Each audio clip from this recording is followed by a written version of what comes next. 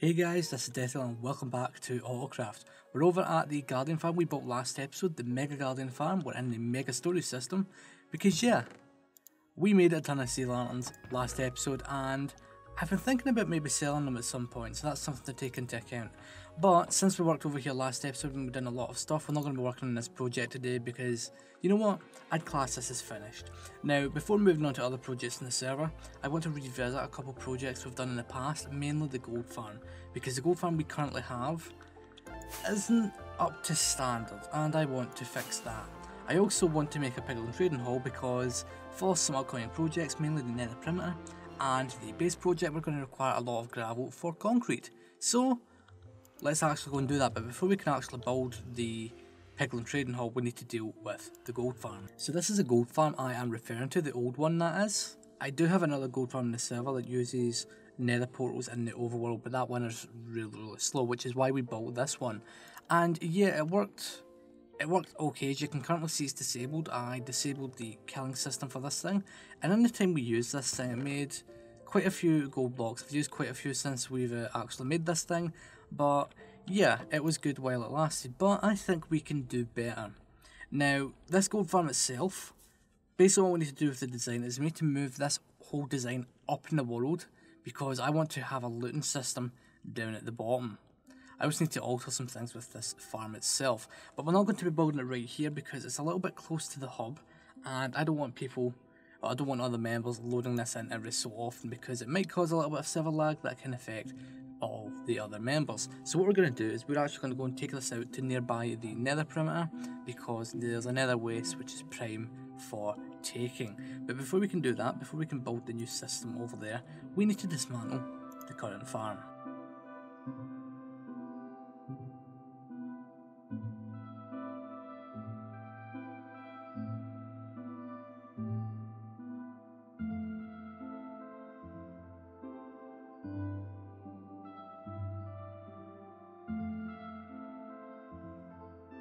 Alright, so now all that's left of that gold farm is into those two chests. Over in that chest, I actually left some shulker boxes from when I first made this project, so all of the resources are stored in there, and obviously we've got the gold in that chest there, which we're going to be saving for later on when we do the piglin bartering or trading setup. Also, I have to apologise, we have a bit of a storm right now, so you might hear some occasional background sounds and stuff, but hopefully it isn't really much of an issue. But for this project, obviously as I said earlier, we're going to be fairly close to the nether perimeter because it is a nether waste over there. So before we even start building, I need to actually go and evaluate the area because since this AFK platform, or the area we're going to be standing, is fairly low in the world, below the bedrock will be within spawn range. And I want to make sure that I don't need to actually go and have to, light up and slab a bunch of areas of the nether because that's boring and I've done a lot of that this season already. So let's go and take a look at the area and see how good is. Alright, so we're over at the nether perimeter area. There is the magma cube farm, and if we go over here a little bit, you can see the old system for killing the wither skeletons. So on this biome board right here, I'm using a client side mod to see this. We have nether waste, but as you can see it's quite small because there's another biome over there. If we go down, we've got a crimson and wart forest nearby. We have the the basalt delta there, and then obviously we've got the Sosan Valley here. So we don't actually have that much space to work with. But fortunately, most of the areas in here that could interfere with spawns are only caves, which is really good for us. So yeah, I think this area should work quite nicely. So what we're going to do now is we're actually going to get this farm built. Now the farm we're going with, let's just go back into survival and get rid of that.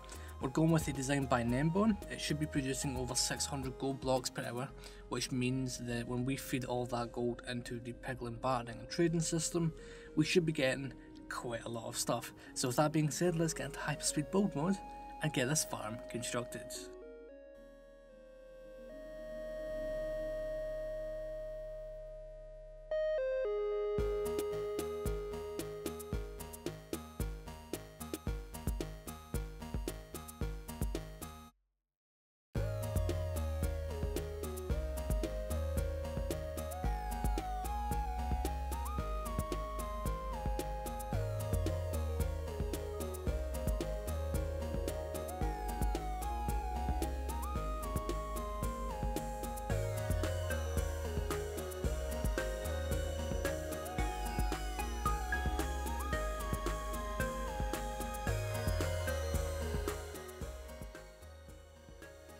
Alright, so the gold farm is done and I've been doing a little bit of testing, and yeah, I'm a real big fan of this thing. This thing is working quite nicely.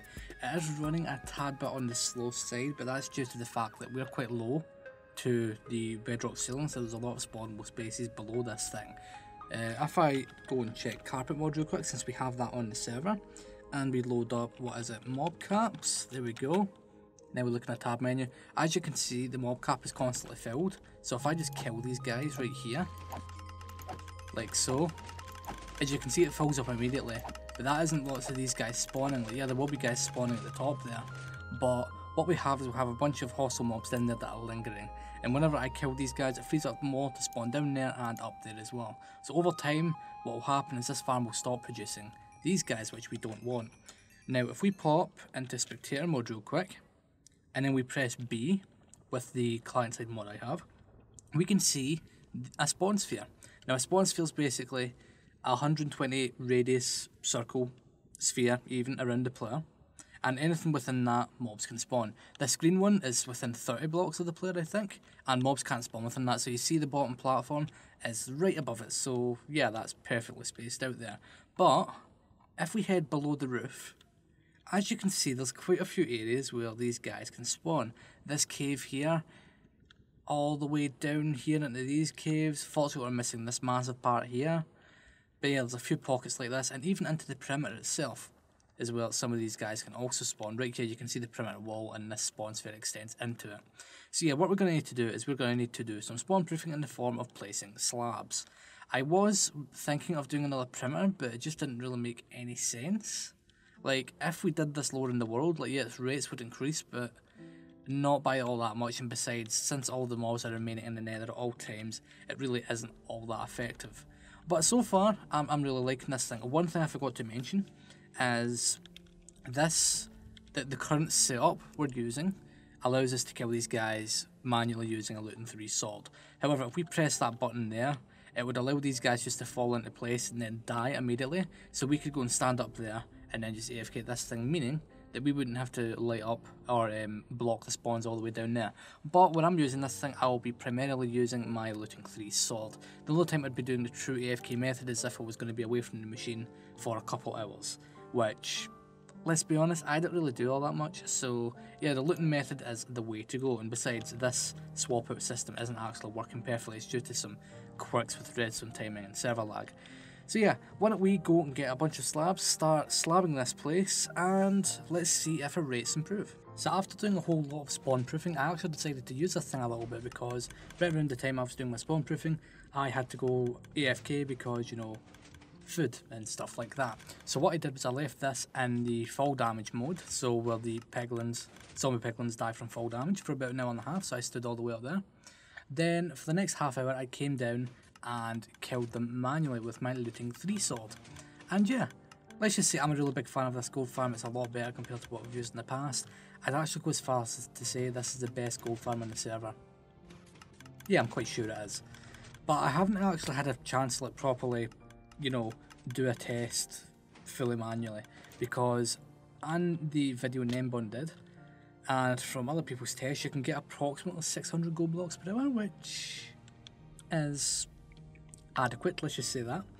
And right now, I've got a lot of gold blocks. Some of these are from the previous farm, so that doesn't count. So I'm going to do some actual proper testing of this thing, probably in between episodes, actually, because yeah, this is a lot of gold for me, but I want to do a lot of AFK in here, because obviously when we get the Piglin Trading Hall set up, which we're going to be doing momentarily, we're going to be burning through gold, I don't know, maybe at the same rate, if not faster than what we're making it from this farm.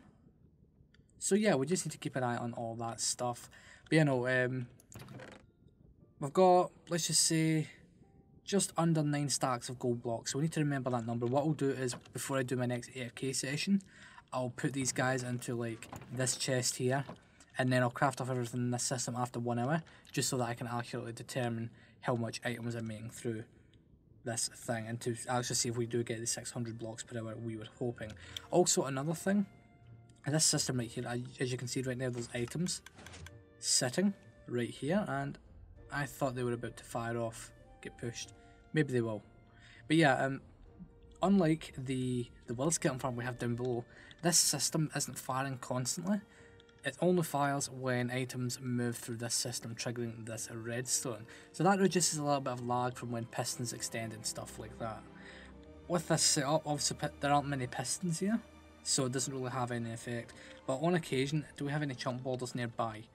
Not any that piston heads go through, which is fortunate.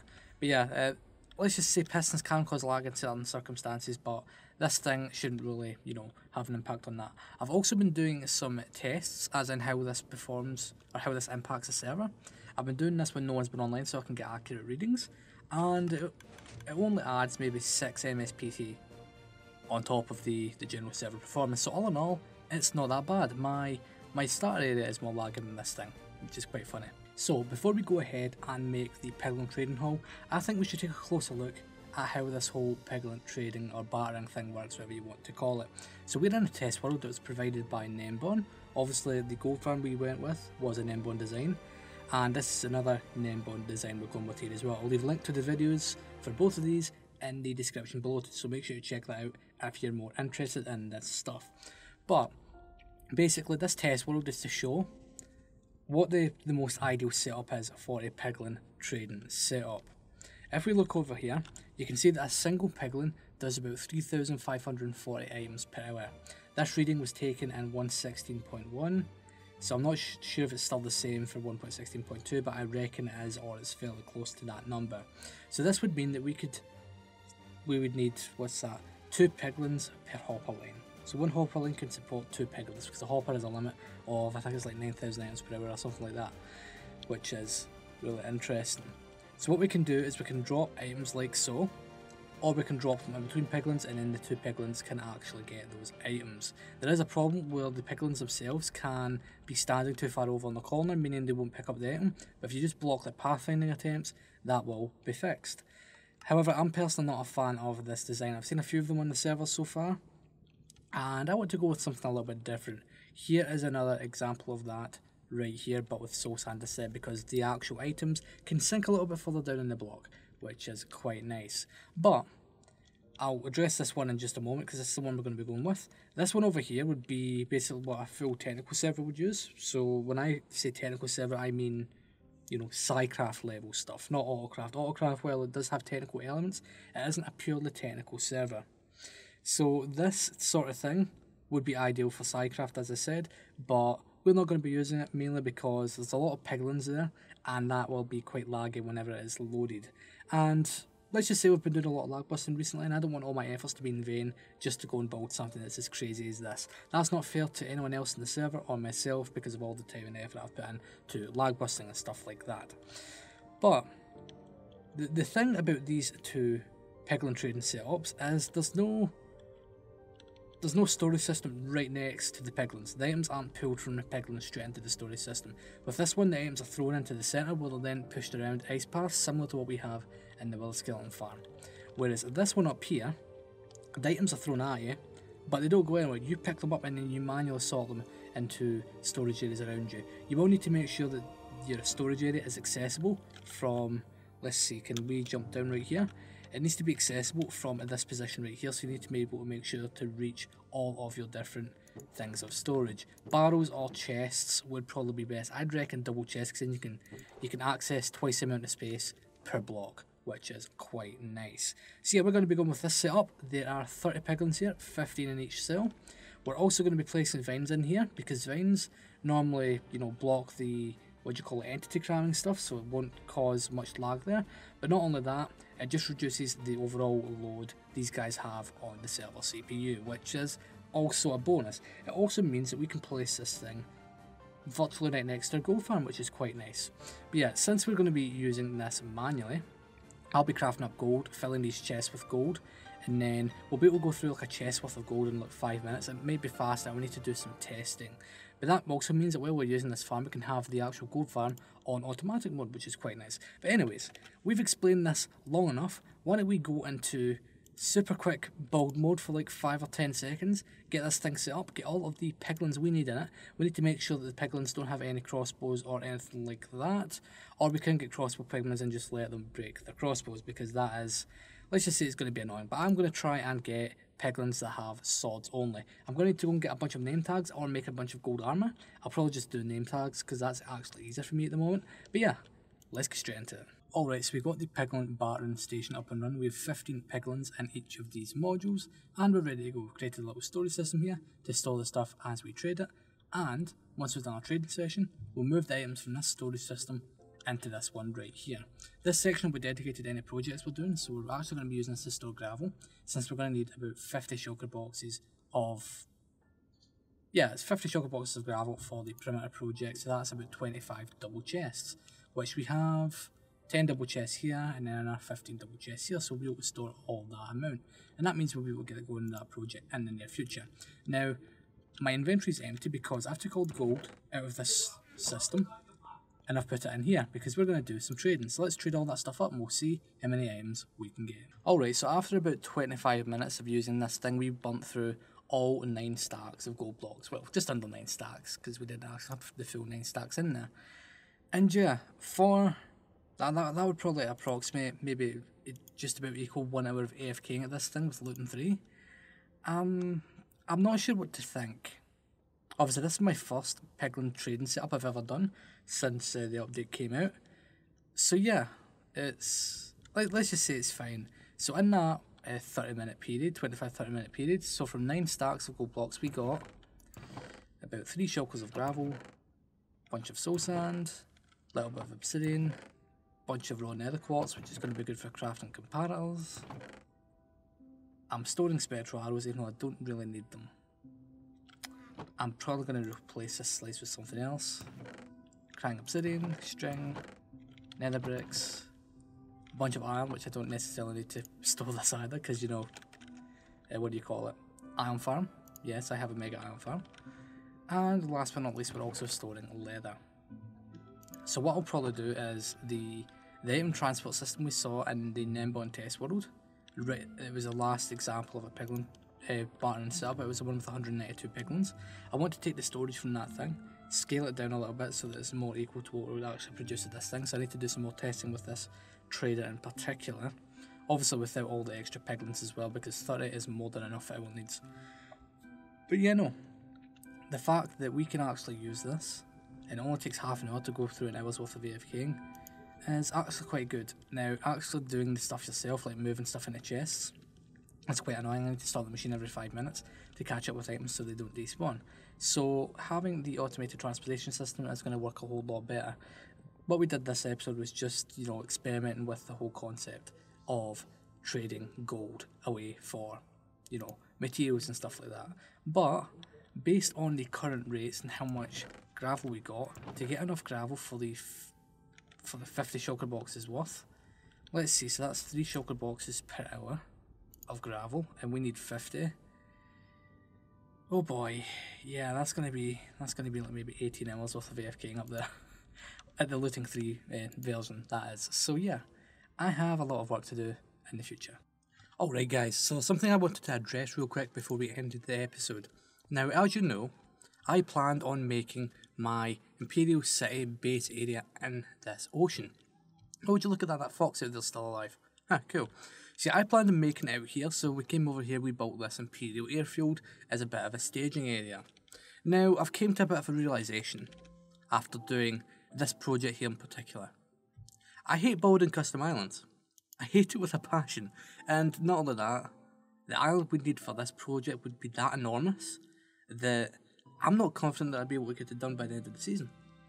So yeah, I've came to the harsh decision to actually build this somewhere where there's already land.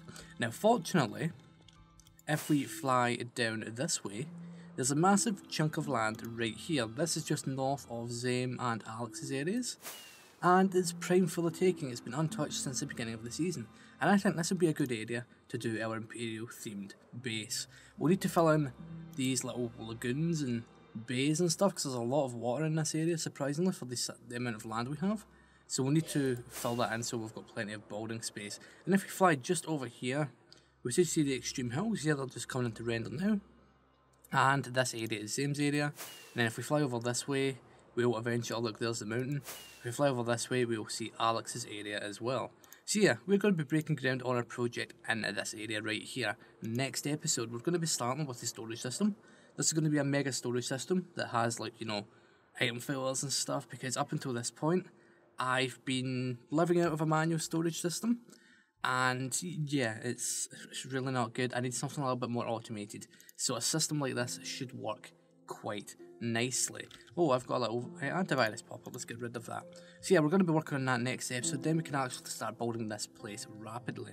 Not only that, the building materials we need for this place is basically the same stuff we used for the Imperial Airfield, plus some additional blocks. I need to do some planning in a creative world for this thing, because it's going to be big. It's going to be real big, and let's just say I don't want to be experimenting with it in survival. I want to plan it out roughly in creative first, and then we can go ham in the survival world.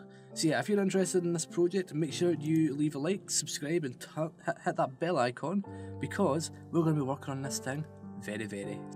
I'd like to thank you all for watching this episode of the Autocraft so far. Make sure you go and watch everyone else on the server. On the left hand screen right now, there are 2 videos, one that YouTube wants you to watch and one that I think you should watch. Make sure you go and watch them, and remember to leave a like, subscribe, and hopefully you will enjoy the videos.